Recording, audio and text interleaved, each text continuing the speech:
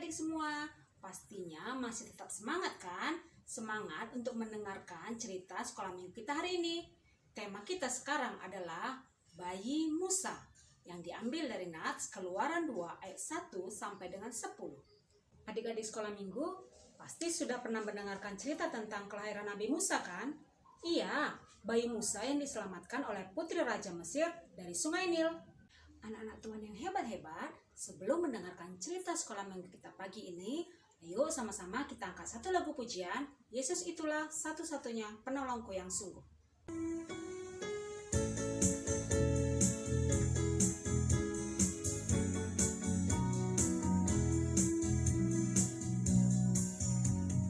Yesus itulah satu-satunya penolongku yang sungguh.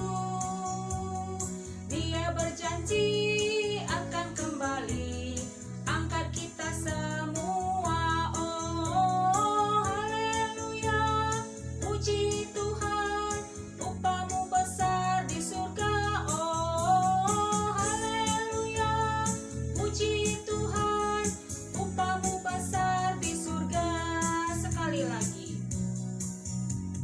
Yesus itulah satu-satunya penolongku yang sungguh.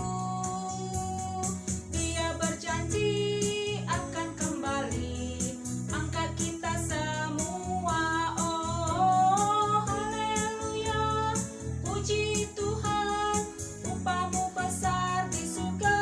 Oh haleluya, puji Tuhan, upahmu besar di surga.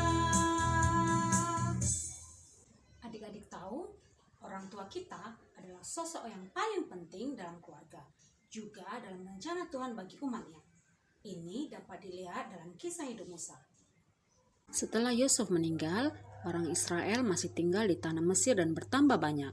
Tetapi Raja Firaun memerintahkan untuk membunuh bayi laki-laki Israel dan membuang mereka ke sungai Nil. Yokebed melahirkan bayi laki-laki yang sangat sehat dan elok rupanya. Dialah Musa. Yokebed menyembunyikan Musa selama 3 bulan dan mulai berpikir bagaimana caranya untuk menyelamatkan bayinya.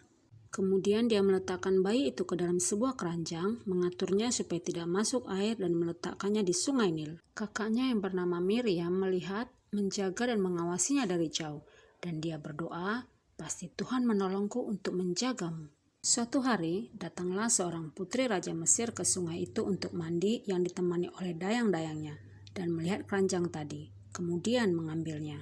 Bagaimana perasaan kakaknya melihat itu adik-adik? Miriam sangat ketakutan. Dia berdoa kepada Tuhan, tolonglah adikku Tuhan, orang Mesir mengambilnya. Ia berharap dalam hatinya adiknya tidak dibawa untuk dibunuh. Waktu putri raja membuka keranjang itu, lihatnya ada bayi di dalamnya adik-adik. Dan bayi itu sedang menangis.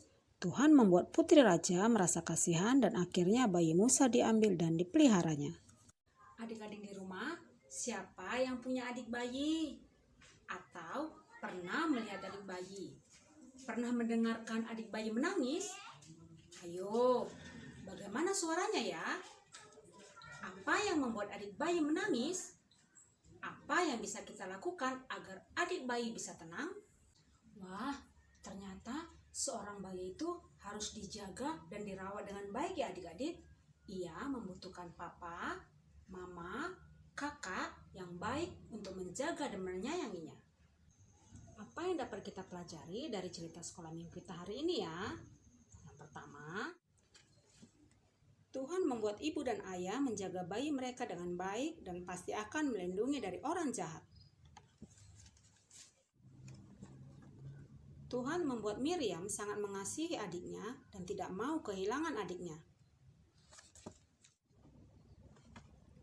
Tuhan mengirimkan seorang penolong yaitu putri raja untuk menyelamatkan bayi Musa dari bahaya.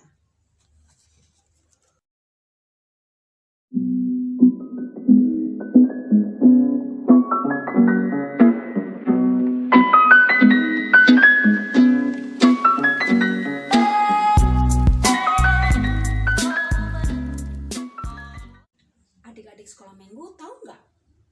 Tuhan menghadirkan kita di dunia ini, karena itu Ia selalu menjaga kita. Ia memakai orang tua, kakak, abang atau saudara-saudara yang lain untuk menjaga kita. Setelah adik-adik mendengarkan cerita tentang kelahiran Nabi Musa, pasti kalian dapat menjawab beberapa pertanyaan ini. Yang pertama, mengapa bayi Musa disembunyikan di sungai Nil? Yang kedua, siapa yang menyelamatkan bayi Musa? Yang ketiga, siapa yang memperhatikan bayi Musa di sungai Nil? Dan yang terakhir, apa arti nama Musa? Halo adik-adik, hari ini kita ada permainan loh, yaitu menyebutkan nama-nama kitab dalam Alkitab. Adik-adik di rumah pastinya semua sudah tahu kan berapa jumlah kitab dalam Alkitab kita. Ada perjanjian lama dan juga ada perjanjian baru. Berapa jumlah kitab yang ada dalam perjanjian lama? Ya, ada 39 kitab. Dan perjanjian baru ada berapa? Betul, ada 27 kitab. Nah, tugas kita sekarang adalah, dan tugas adik-adik adalah untuk menyebutkan nama kitab sebelum dan sesudah kitab yang kakak tunjukkan namanya. Tugasnya adalah membantu teman kakak, my best friend. Halo adik-adik semua, ini dengan Kak Bella. Tugas kami apa ya Kak Siska? Adik-adik dan Kak Bella tinggal menyebutkan nama kitab sebelum dan sesudah. Seperti ini contohnya. Adik-adik dapat baca kitab apa namanya ya? Ya, Hosea.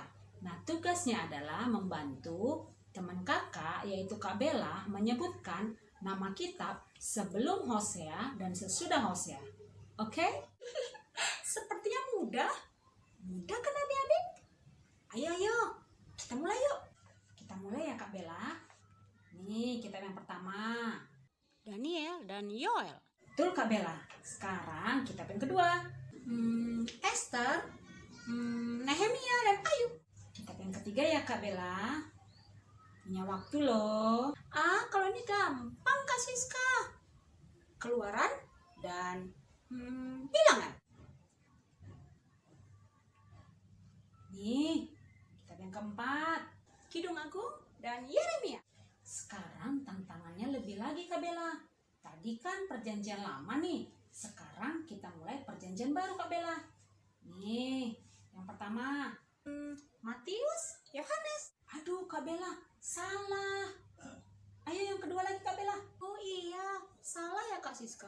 Aduh, Kak Bella lupa. Maaf ya. Oke deh, ini mau konsentrasi nih. Konsentrasi. Masalah lagi ya Kak Bella. Malu sama adik-adik. Nih, kita perjanjian baru yang kedua. Ayo. Roma, Kisah Para Rasul dan Korintus. Ini yang terakhir Kak Bella. Ayo adik-adik, kita kasih semangat sama Kak Bella. Tadi Kak Bella ada salah loh. Yuk.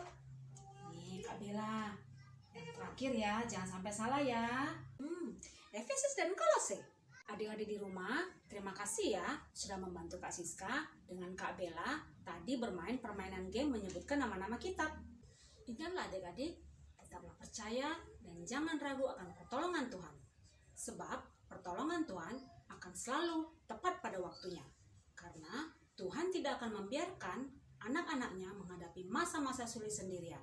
Tuhan Yesus memberkati. Selamat hari Minggu. Pasti adik-adik pernah merasakan pertolongan Tuhan kan? Yuk adik-adik sekolah minggu sharing pengalamanmu dalam kolom komentar ya.